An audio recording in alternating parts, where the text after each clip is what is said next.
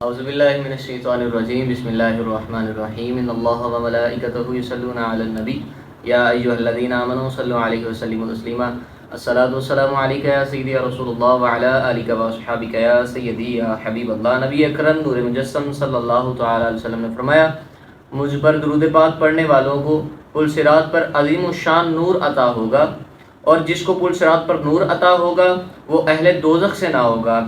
یہ وہی نور ہوگا جس کا اللہ تعالیٰ نے قرآن پاک میں بھی ذکر فرمایا ہے۔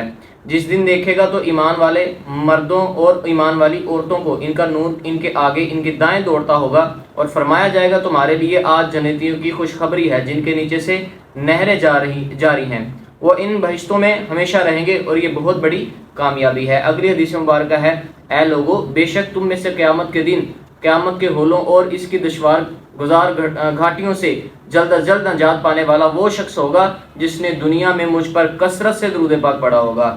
ہاں، اللہ تعالیٰ اور اس کے فرشتوں کا درود پاک بھیجنا ہی کافی تھا، مگر ایمان والوں کو درود پاک پڑھنے کا حکم اس لیے دیا تاکہ انہیں ان کا اجر عطا کیا جائے۔ تو یہ درود پاک کی فضیلت ہے، اللہ تعالیٰ بھی یہ عبادت کرتے ہیں۔ ان اللہ وملائکتہ یصلون علی النبی، یہ تو وہ ذکر ہے جو اللہ خود کرتا ہے۔ اللہ نہ کوئی کام کرتا ہے، نہ اللہ سونے سے بھی پاک ہے، اللہ کوئی بھی کام کرنے سے پاک ہے، اللہ تو وحدہ لا شریک ہے۔ لیکن ایک کام ایسا ہے جو اللہ رب العزت کی ذات بھی کرتی ہے، وہ کیا ہے؟ وہ درود پاک ہے۔ وہ بھی اپنے محبوب پر درود و سلام پڑھتے ہیں۔ تعلیم الاسلام کا آگے کویسچن تھا، نماز پڑھنے کے پہلے جو ہاتھ اور منہ دھویا جاتا ہے اسے کیا کہتے ہیں؟ اسے وضو کہتے ہیں۔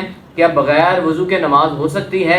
نہیں، ہرگز نہیں۔ وضو کرنے کا طریقہ کیا ہے؟ وضو کرنے کا طریقہ یہ ہے کہ پہلے بسم اللہ الرحمن الرحیم پڑھو، پھر مسواک کرو، اگر مسواک نہ ہو تو انگلی سے دانت مل لو، پھر دونوں ہاتھوں کو گٹے تک 3 بار دھو، پہلے دائیں ہاتھ پر پانی ڈالو، پھر بائیں ہاتھ پر، دونوں کو ایک ساتھ نہ دھو، پھر دائیں ہاتھ سے 3 بار کلی کرو، پھر بائیں ہاتھ کی چھوٹی انگلی سے ناک صاف کرو اور دائیں ہاتھ سے 3 بار ناک میں پانی چڑھاؤ، پھر پورا چہرہ دھو، یعنی پیشانی پر بال اگنے کی جگہ سے ٹھوڑی کے نیچے تک، اور ایک کان کی لو سے دوسرے کان کی لو تک ہر حصہ 3 بار پانی بہاؤ۔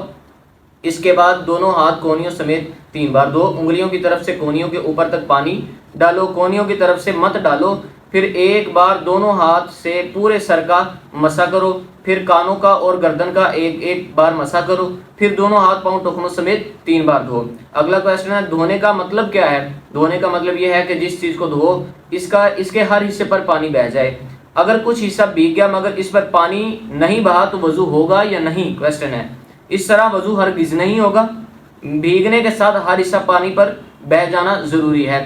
مثال کے طور پہ ہم نے اب چہرے پر پانی گرایا، اب ہمارے کچھ حصہ خشک رہ گیا، ہم نے سوچا کہ وضو ہو گیا، تو ایسے وضو ہرگز نہیں ہوتا۔ وضو تب ہی ہوگا جب آپ کے پورے، جیسے کہ بتایا گیا، ایک کان کی لو سے لے کے دوسرے کان کی لو تک، بالوں کی جڑوں سے لے کے ٹھوڑی کے نیچے تک، یہاں تک پانی کا بہنا ضروری ہے۔ اللہ کریم مجھے اور آپ کو نبی پاک علیہ الصلوۃ والسلام کی ذات مبارکہ پر درود و سلام پڑھنے کی زیادہ سے زیادہ توفیق عطا فرمائے، اور ہمیں شریعت کو، اسلام کو سمجھنے کی توفیق عطا فرمائے۔ اپنی خاص دعا میں یاد رکھیے گا۔ السلام علیکم ورحمۃ اللہ وبرکاتہ۔